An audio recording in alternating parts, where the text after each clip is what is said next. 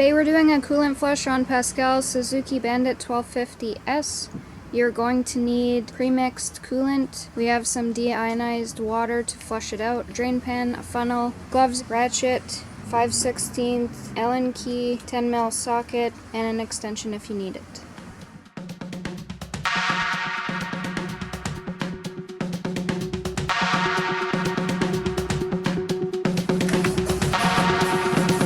Remove your seat.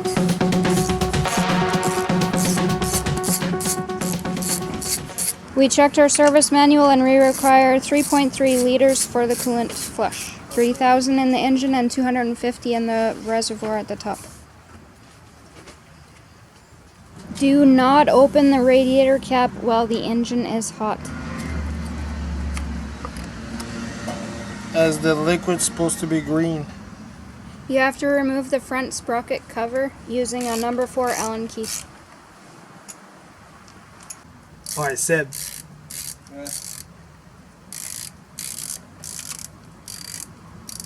Vas-y doucement, moi. Enlève-le. Exactly what I thought. Ouais, mais c'est quoi? Make sure you don't do that. To avoid this, remove the cap first and then remove the hose, which would be easy.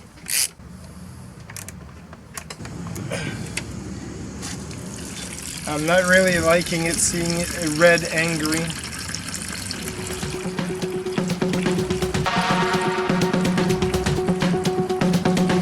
Use a funnel and use either triple distilled water, or you can get water that's specially made for radiators, so there's no minerals that form inside, just to flush the remaining coolant out of the system.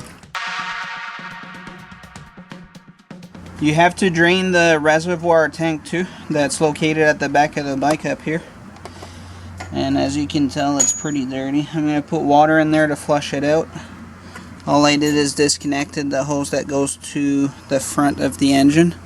It connects to the top of your filler neck, and that's the overflow tank, the reservoir tank. So if your radiator goes low, it feeds it directly into it. Now that we've finished draining and flushing the system, we are going to bleed the system. Make sure you reconnected everything and nothing's leaking. Make sure the coolant you put back in is aluminum safe. You need to get all of the air out, so you have to rock the bike back and forth and you'll see the air bubbles coming up.